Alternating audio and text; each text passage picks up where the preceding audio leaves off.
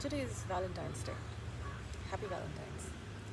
Some parts of the world also celebrate today as Happy Kiss Day. Yeah. Um, and in my world, my ease, kiss is, when you expand it, it is keep it simple and stupid. Yeah. Um, it's nice to live a simple life. So I attended some program yesterday, and I'm having a fast track re-deco, yeah, into um, how I make my products and services available to people. And I need to more um, enliven, yeah, enlighten, or have people see the value in being me. Well, okay, Bita, like brand Bita. Because people can't quite see brand Bita, or what is the set of values that Bita um, brings into the world. Yeah, that is all new. Yeah, it is a qualitative difference. Yeah, so I've been talking in terms of Parvati yoga and do the right thing counseling. So I've been saying green Tara quality human, green Tara quality and Dashavatara quantity humane being. But the fish in the fish cannot see the water. Yeah, and so human beings also cannot see God. Yeah, but they say God is omnipresent, omniscient, and omnipotent. Stem cells, meristem cells, they're also clear. Yeah, you can't quite see them. You can see them, but it's like water. Yeah, a little bit like water. Clear. So, just like how the fish cannot see water, humans cannot see God. Yeah. Um, People are having a difficulty also getting a grasp of what meristem intelligence is. So, on my website also I mentioned a person, a group of people, it's going to take some time to get their head around what is meristem intelligence. Behind it all, um, I was kind of thinking, I'm being this person invisible in the background because the values are being told through meristem intelligence. But I think, like the iPhone, the value of the iPhone was seen once the iPhone was able to be seen somewhere. Yeah, once the iPhone was, this is the iPhone. Yeah, and then you explain expand all the features of it, and that's when you better appreciate what an iPhone does that other phones haven't yet caught up with. That one time, still, anyways. Um, I have an iPhone and I'm still yet, like I'm seeing it. It's all nice, yeah. But and then one fine day somebody else says this feature, and I'm like, where in the world was this? Yeah. So news. So now this phase, I'm to have people appreciate better what is brand Vita. So having said that, today's Valentine's Day. So I thought we will um, make it a little interesting, yeah. And I thought I will rehabilitate the middle finger. That's interesting. But in my world, there is water, earth, space, air, fire, and spirit. Yeah. So we have in my world, it's through it's Shat Bhutas. Yeah, we call it as Panchabhutas. In my world, it's the Shat Bhutas. Um, because David has always been in the stone. Yeah, they only removed all these extra pieces, so David was seen. And then you marvel at the statue of David. Yeah, um, and he also represents something. He holds a sling with a shot, and he represents a person who stood alone, facing an entire army in defense. Yeah, like we see in the movie Lagan. Yeah, where Amar Khan stood facing an entire army of Britishers, yeah, uh, people who was trying to take over his place. So the Statue of David also represents that. Um,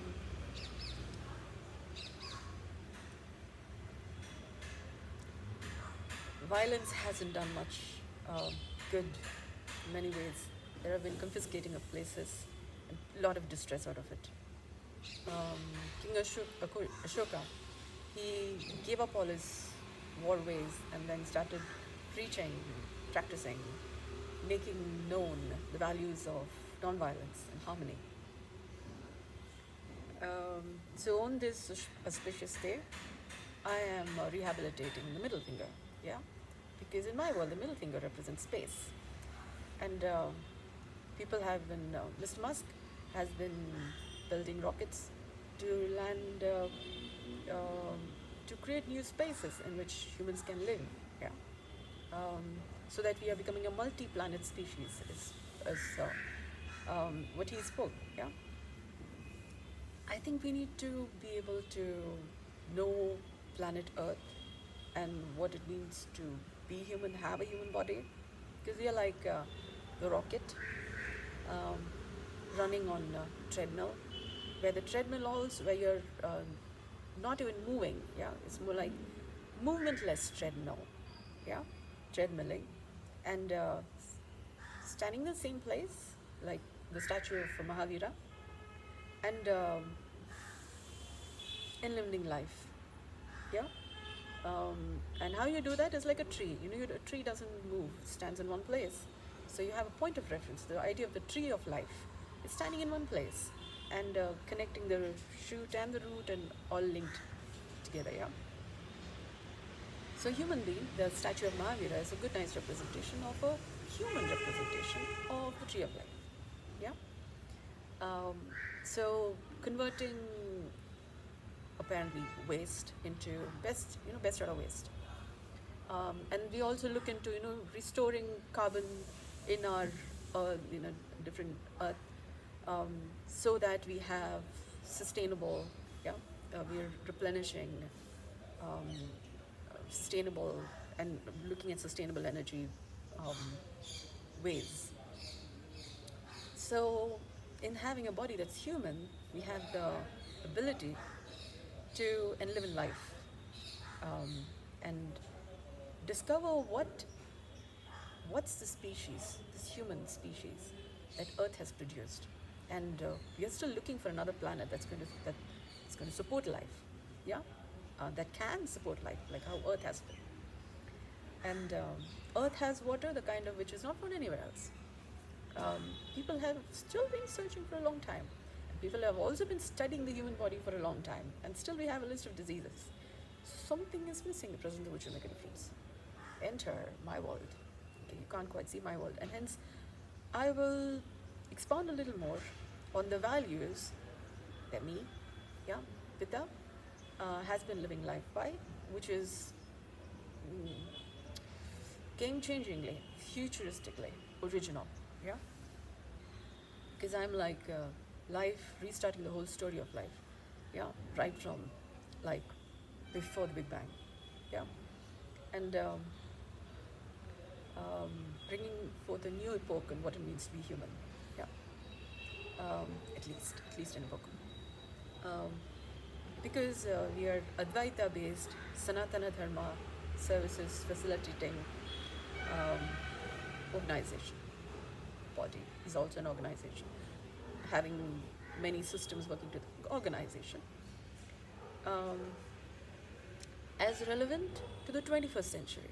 So in the 21st century, we have middle finger talking about different things, and my world is rehabilitating middle finger to space. When you have the space in place, the way it needs to, you have your time in place. Otherwise, you don't quite see how the clock and calendar and the life and different things you want to balance. You have concern with life work balance and all kinds of diseases in between, balancing these two. So we are rehabilitating space, and how we are doing this is by 0-1 technology, yeah, push-pull technology. So today, this video is about, I'm hoping the audio's on, yeah, because, okay. Now, how you're doing this is by the healthy natural breathing. I call it the pelvic breath, yeah?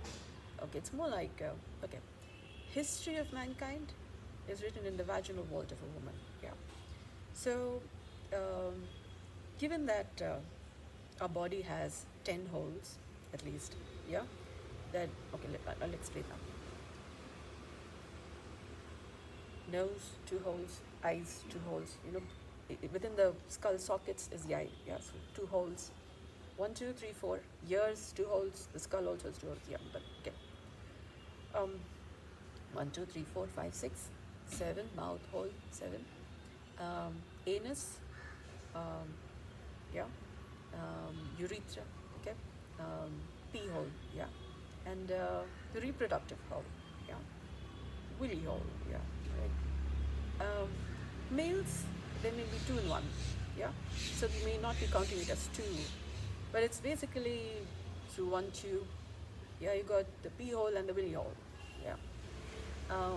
In females, it's separate, yeah, anatomical difference, but even though for males it's 2 in 1, it's still 2 functions through 1 hole, and so you can count it as 2. So basically, so some of the difficulty that historically mankind has been facing, because of which yoga may not have been appreciated the way I'm able to, is because of the 2 in 1 thing, yeah. So you couldn't quite differentiate which is the excretory, what needs to be let go of, and what is creation and what is destruction, a little bit, yeah. Products of destruction, which is the products of creation, and so you couldn't quite differentiate it because you got so finer aspects. You may not even be counting it as 2 holes. So for example, so much of it's all like that, yeah, entangled, the ideas are all entangled. So historically we've been having a problem with detangling. So it's only in recent times that we are talking in terms of detangling, quantum mechanics and those kinds of things, which I think is also happening because I've been healing the fabric of time and space through the 10 holes, yeah. So there is finer discernment of our intelligence. Our inspirations are also coming from the fabric of time and space. So now this may sound very, what is she's talking about? So slowly you'll understand some of the values that Brand has been attempting to facilitate and recreate, so that people are also able to become tree-like, yeah, green thara quality, the Shivaratri quantity, humane beings. So I discovered it is important to highlight the values that my life has been lived by, and hence is a message to the world. Yeah, I'm quoting Mr. Gandhi, who said, "My life is the message to the world." Yeah. So, okay. And my story just happens to be like that, real. So, I'm like a sample living piece on what is the benefit of being alive and how to live so that we are not having to die.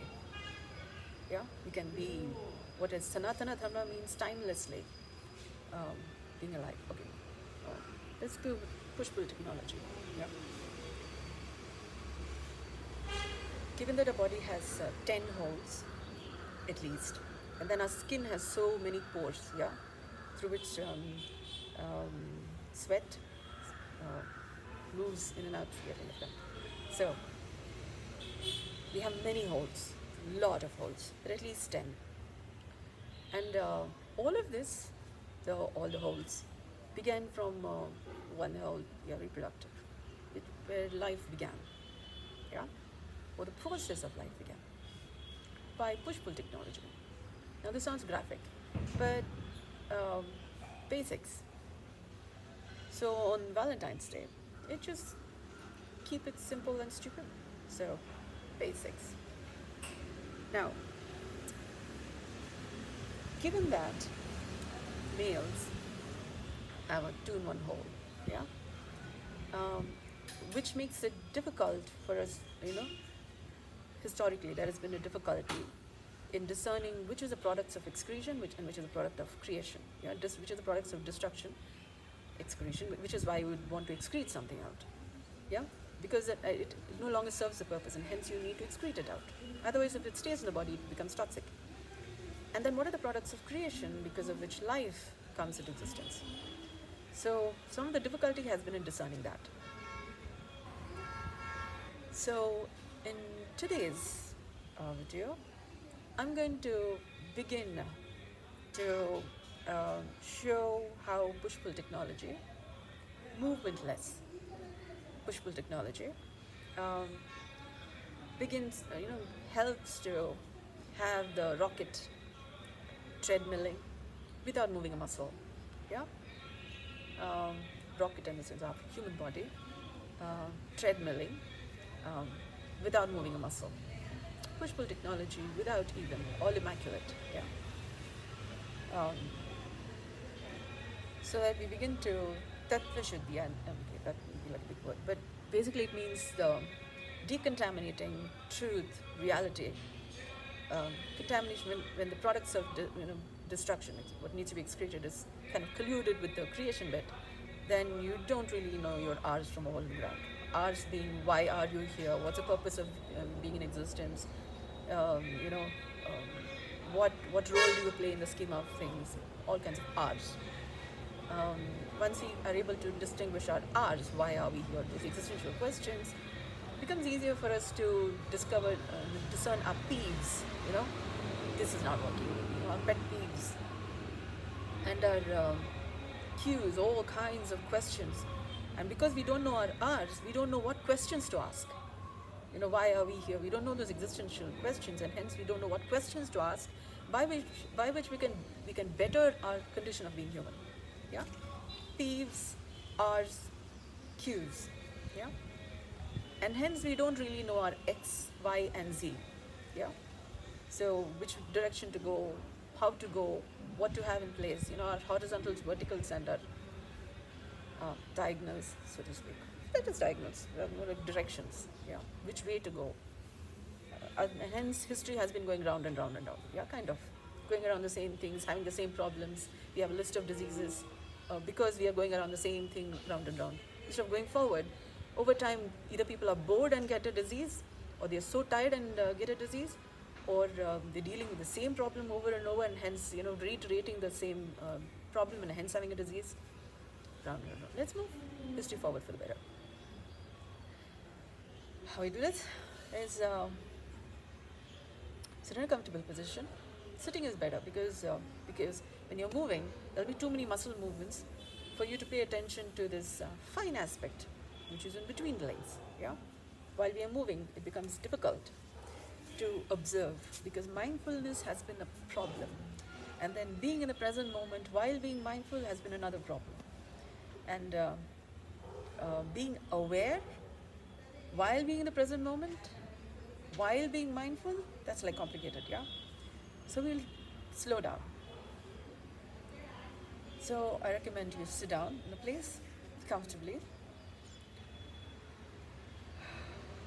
So now we're going to discern space. How? By paying attention to how you're feeling. What is the space you are in the sense, like a room, yeah? Is the room feeling all hedged in, with a lot of things around, noises there, different kinds of movements, activities going on, and hence you cannot really be. Instead, you're trying to, let me run somewhere else, or let me try hide somewhere else, so nobody can see me, or those kind. What is the space? How are you experiencing this moment? Or how is your space, in which to be? Can you be, or are you wanting to fly away or fight, or be petrified and frozen? Or are you jubilous, joyous, and you cannot just be in a place because you're all jumping around? So, or either you're so excited or you're depressed, for no reason you're just all like, yeah, yeah. So how's your space? So that would in some way be you checking how's your physical sensation, how's your emotional state, how's your thoughts. These would be some of the ways by which you can discern what's the space you are in. For example, you could be in the space of doing business, or you could be in the space of um, creating something new, because you're all inspired for that. Or you're in the space of just doing nothing. Yeah. Which is also necessary, because you just want to, you've been so worked, you simply want to rest. Yeah. That's also space. So, what's the space you are in? Sit comfortably. Notice the space you are in. And then, um, do you feel like smiling or do you feel like growling? So you pay attention to your face, um, your expression, and what is it. So you may be all benign, having all nice smiley face, but how do you feel inside? Do you feel like, bitey? And so that's also a space, your internal space. Yeah, more like your head space. Your body is feeling a certain way, your head's feeling a certain way, and also check this connection between the head and body. Does it feel all choked? Yeah, or does it feel raw? Yeah, difficulty breathing, because here's like there's just no words going, or you can't even swallow your saliva. It's like, yeah, or it's what are you talking about? Yeah, could be that too. Too much of it, or it could be just like that. So how's the space, head, body, and then we have legs and hands. Yeah. So we have like 1, 2, 3 trunk, 4, 5, 6, 7. Okay, what did I miss? We have a tail. Yeah, a tail at the bottom of our spine. So if our tail is not, so that's 8. Yeah. So in terms of, you can also look at this as the Ashtanga for the yoga. You 1, 2, 3 body, 4, 5, 6, 7, 2 legs, and 1 tail. Ashtanga. Like we're having 8 very important parts that we need to kind of take care of. We need to take care of for the whole system to function. But this is one perspective. We plus or minus. Some people have some faculties, some don't have some faculties, or some. So differences. But still, um, we have at least 8 parts. Either it's present or it's absent, one or the other way. But at least we have a head, we have a neck, and we have the trunk. 3 at least is there basically for us to be human.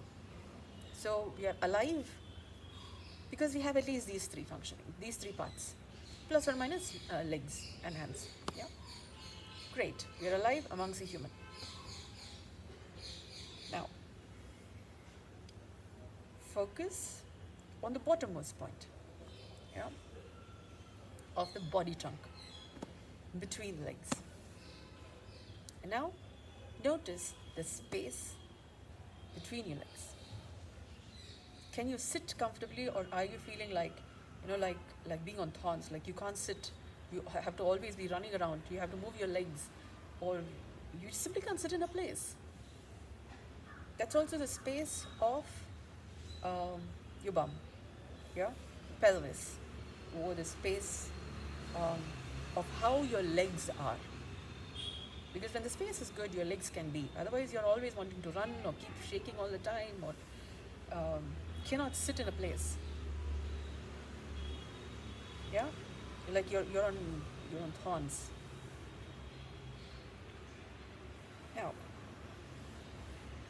we can appreciate uh, the space between your legs. Try and notice warmth in the space between your legs. Try and notice warmth, and try and notice softness of tissues. This is really tough.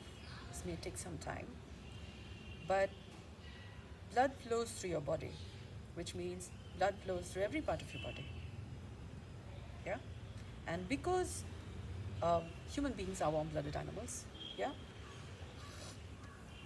it's only when there is a lot of trauma or those kinds of things that blood gets a little clotted, or people may be called as cold-blooded animals. Yeah, because there's a lot of stuff which maybe care has been a little less. One or the other form of care has become less, and hence they become a little cold.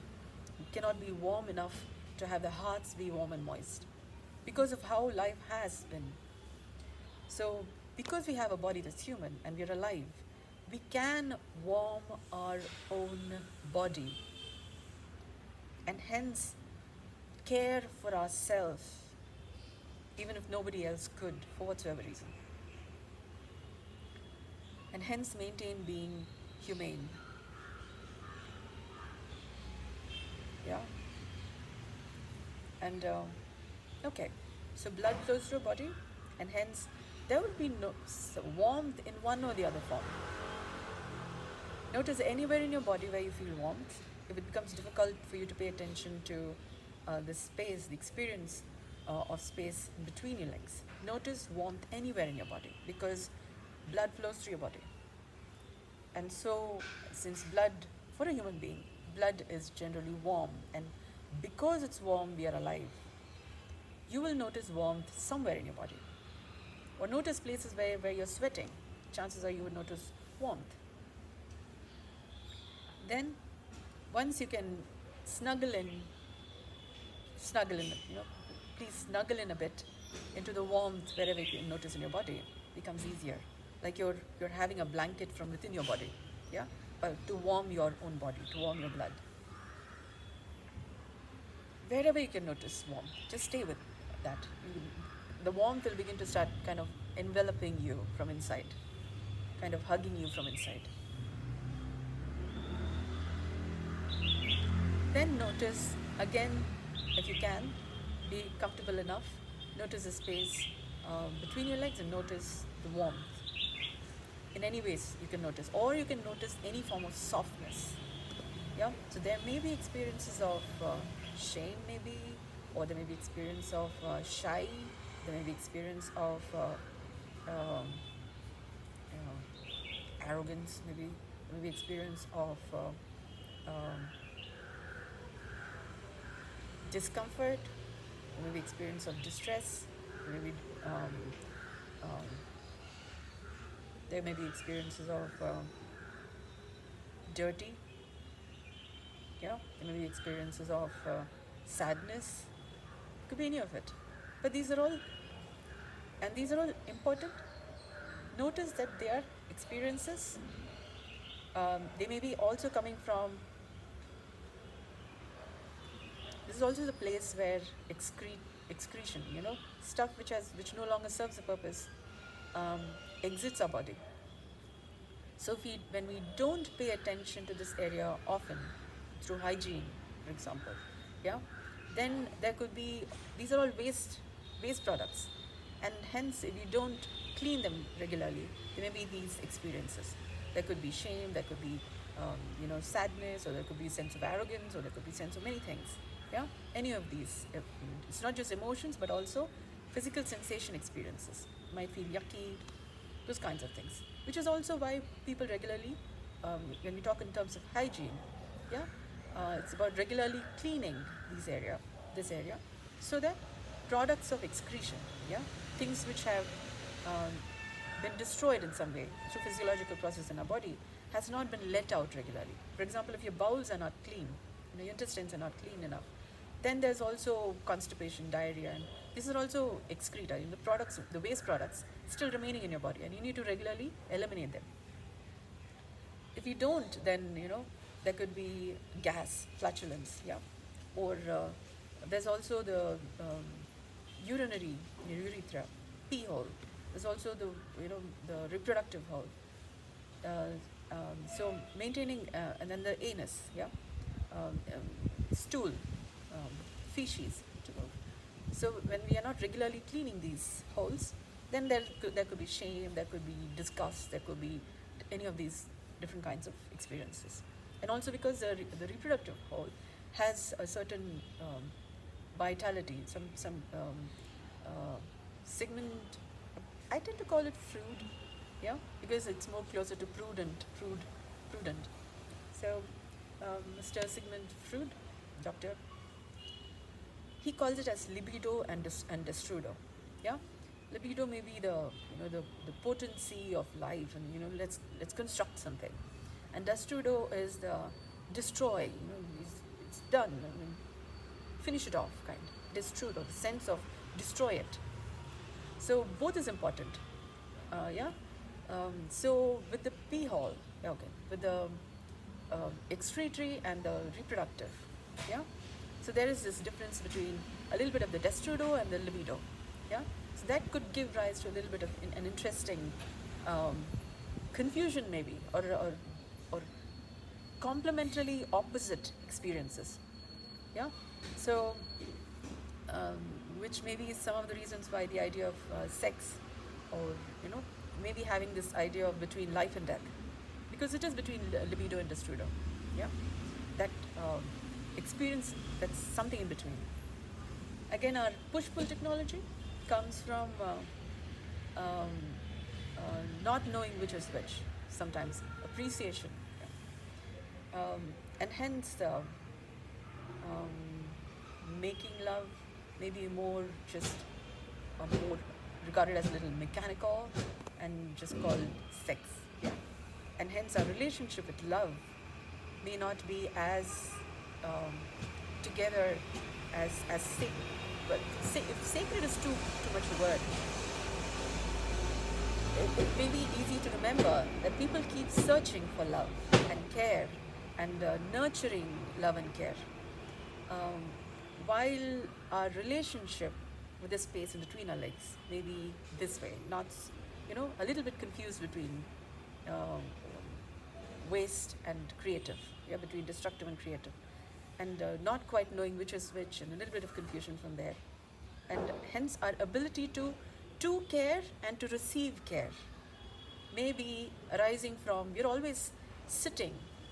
Our life is, this is also the space between our legs is also where, what yoga practitioners call as muladhara, like the adhar, the root um, space from which to be. When our being is, the is given by the space between our legs, from where life came. We got our body because of the reproductive, the procreative activity that began um, between the legs, parents. Yeah, birth also happens through the same area. We came to life from the same area uh, by which we were born from our mother's body, yeah, through a mother, from a mother's body, yeah. Um, so, the Mooladhara, like the space between our legs, is very fundamental, foundational to how we experience being. Yeah, if you're having a difficulty being and having a space in which to be, that may be also arising from how is our space between our legs. How do we experience the space between our legs? So, to begin to become comfortable with um, maintaining the space to be, it would help to pay attention to the warmth in the space between your legs and to the softness of tissues. I repeat, only softness of tissues.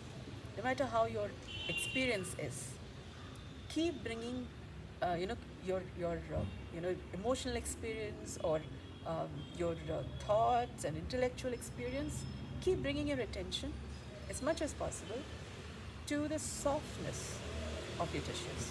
Only the softness and warmth of your tissues, because both are there always. No matter how the experience of living is, no matter how things are, there is always warmth and there's always softness. As long as you're paying attention for it, as long as you're looking to um, appreciate, to notice it, you will notice warmth and softness in the region between your legs. And that is an experiential way by which you begin to start maintaining the space of being, your mooladhara, your your s- this, your foundational space by which you can be. To sit also you need the space. To sit you need the space between the legs. Otherwise you're like always on tender thorns. You're getting up. You can't sit. You either you're fighting or you're flying. Wanting to run away, or you're frozen, petrified, not cannot cannot move. You're just kind of like frozen. And so that's again from this foundational space, because we are human beings, so we are standing up on 2 feet. Um, our underbelly, so to speak, like for an animal, animals are on 4 feet, 4 limbs, hands and legs. And so for an animal, the underbelly is like this region. This region is the underbelly because you're on 4. For a human, the space between the legs is the underbelly because we are standing up on 2 feet, our hands are here. So even our armpit is in some way our underbelly. Yeah, because this is downward facing, kind of. And so there may be a sense of a guilty pleasure or something about the region of the armpit and the region between the legs. So this is a very interesting area. People who have kind of graduated, so to speak, or been daring enough to now wear sleeveless, yeah, they may be experiencing different movement by which how they can comfortably wear sleeveless. Women I can speak about. Um, but I think there's a certain machismo, so to speak, some way about the region of the armpit for males, the masculine um, ontological, phenomenological experience of how the armpit is regarded. There's also underarm marketing, where you see a lot of that.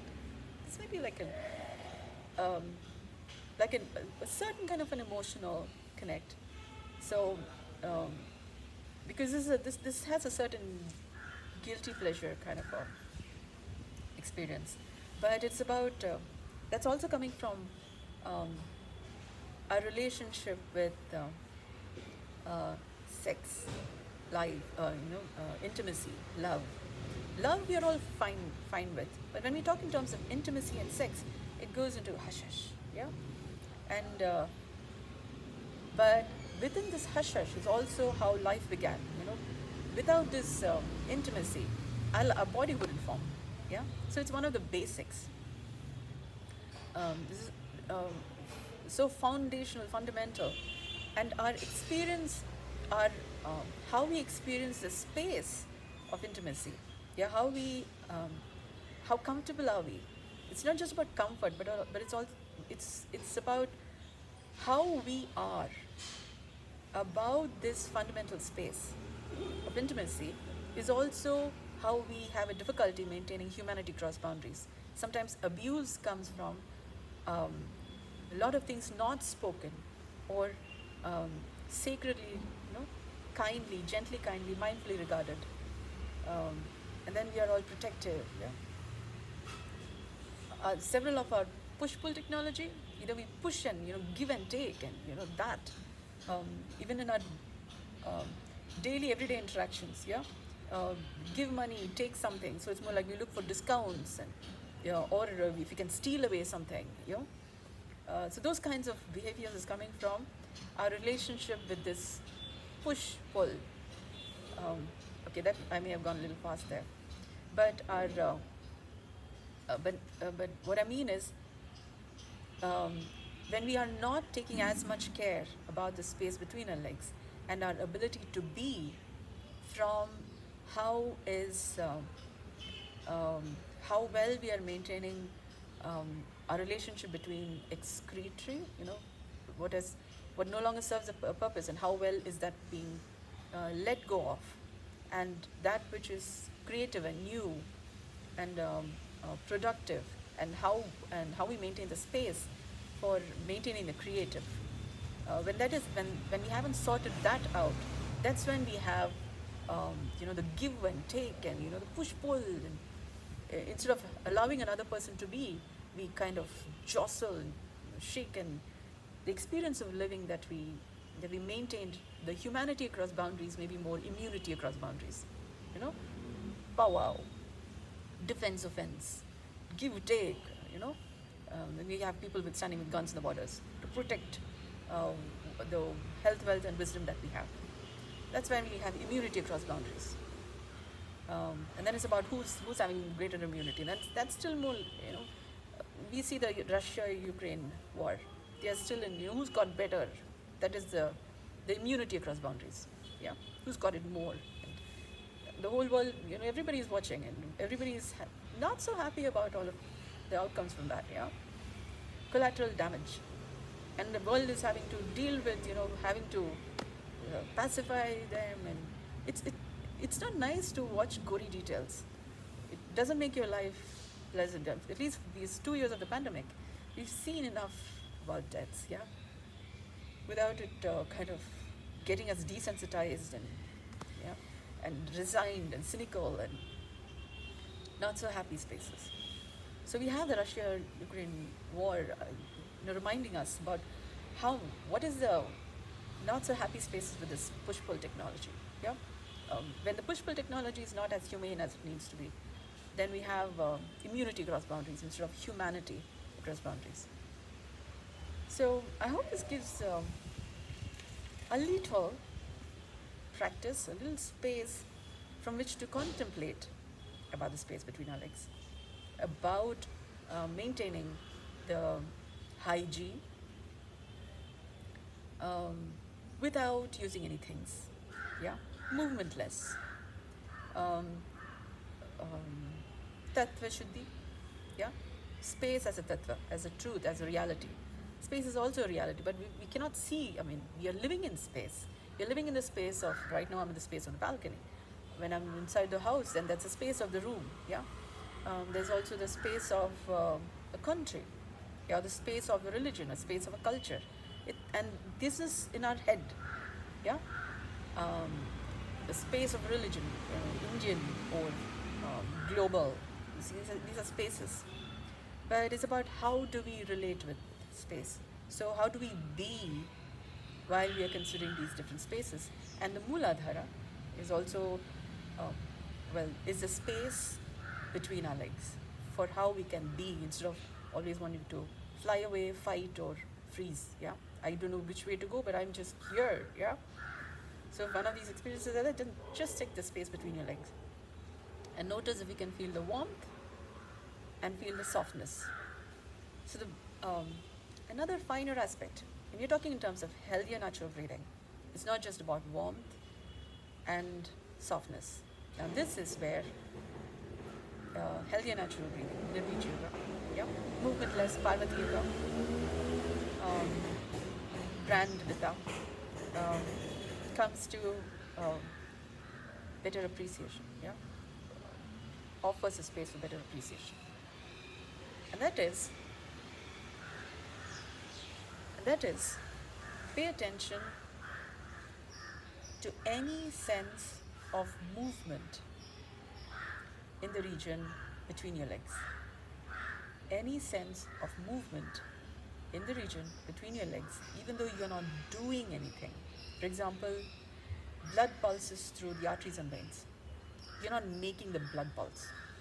You know, like your heartbeat, you're not making a heartbeat. But because your heart is beating, there is blood moving through the arteries and veins and capillaries of your body. So that movement is already happening. You're not making it happen.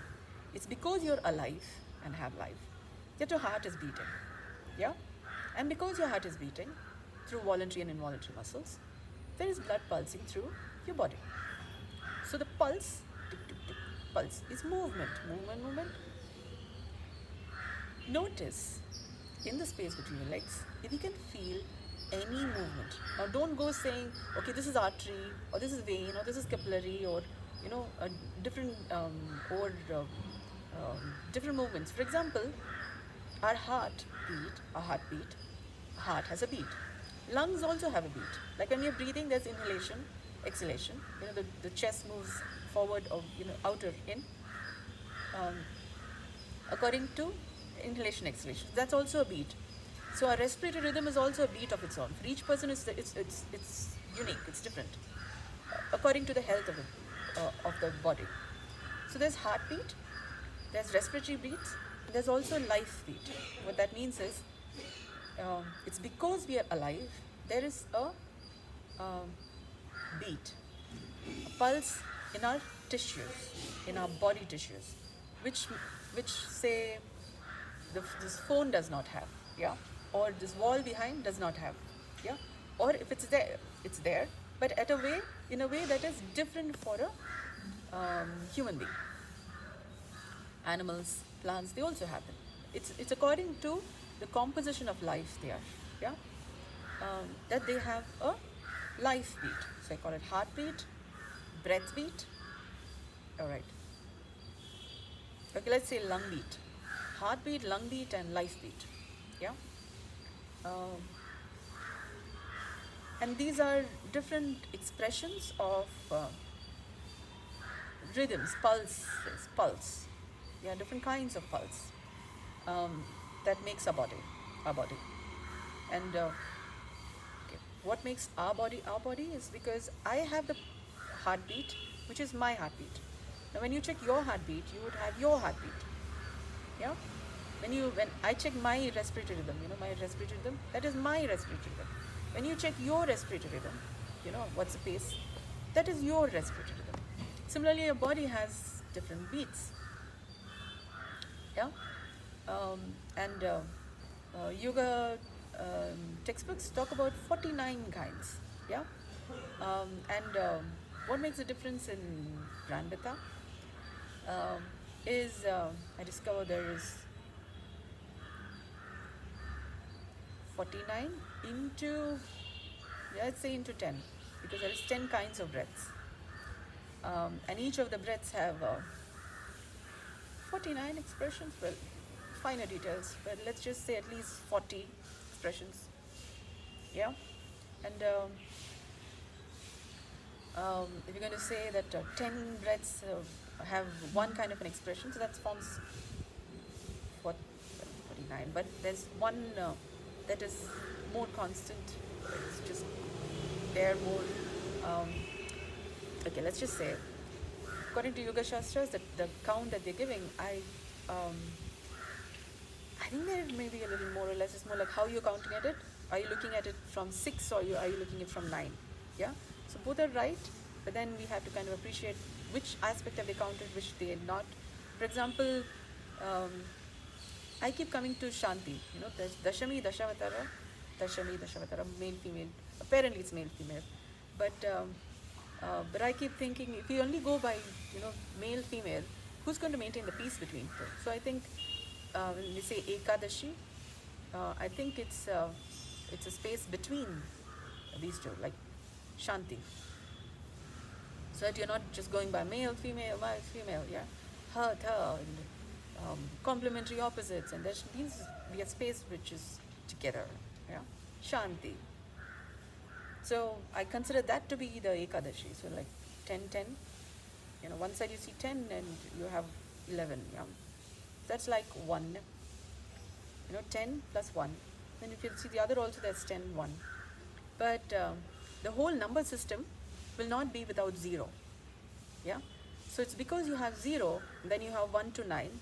And then the 10th number is another 0. So without 0, you don't really have a 9. So if you count that way, then you have 49 breaths. But if you see, okay, 40 breaths, 40 for each of the 10 kinds of breaths. And then the 10 itself needs to be counted, the 0 needs to be counted as one number. So, but this 0 is like present everywhere. Without the 0, there's no number system. So it's a little interesting how it's fine details. So, push-pull technology, space between our legs, yeah. Also is, being, doing, 0, 1 kind of technology, yeah, being, doing. So this may seem a little graphical, but if you consider we are always being, doing, and that's our way of, functioning. After some work, we rest. After some rest, we work. So this is how human beings are. If you're going to be all rest, you might as well be dead. You're always doing, you're going to break sometime. Yeah, because That's how our body is designed. We can't just always just keep working all the time. So push-pull technology is also a little bit be do, yeah.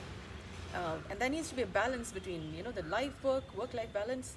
To have that, you need to be able to be do, 0, 1 technology. That balance between this 0 and 1 needs to be fine, which means 1 can be 0, 0 can be 1. They are equally important. If you look at, that 10 plus 10, Dashami, nurture, and Dashavatara, like nature. If you look at it, both needs to keep it together in a balance.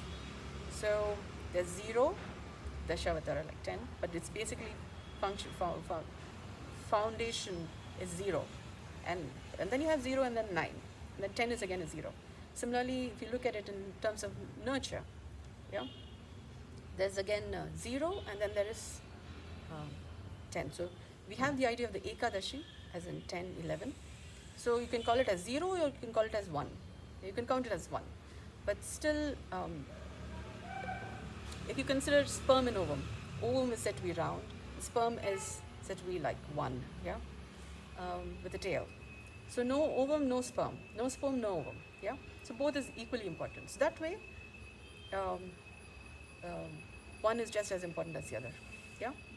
And they need to keep it together for our body to be functioning together. It's like a body is, since our spinal cord is like this shape like a sperm, like long sperm. And our body is like, a body forms from the egg, fertilized by the sperm. Okay, the ovum fertilized by the sperm. So we are like the shield and the sword, yeah. So the shield is like round and the sword is like in the center, yeah. So our body is also like we are an egg. Yeah, if you don't keep our body together, we would not exist, yeah. So to keep our egg together, how we keep Humpty Dumpty egg together is by maintaining our body, the composition of our soft tissues, and the spinal column, like sperm, to keep our shield and sword together. So the idea of the Celtic sword and shield, it represents this. It basically represents the human body. So I hope this gives you pause for thought and has you rethink about space. And so let's keep our Middle Earth together, yeah, and live life humanely. So we maintain humanity across boundaries and not immunity across boundaries, because Russia and Ukraine are quite demonstrating what happens when you're forgetting this bit. So happy Valentine's, and kiss. Keep it simple and stupid. So the space between our legs, as the space, the Mooladhara by which to be and become humane. Thank you for listening.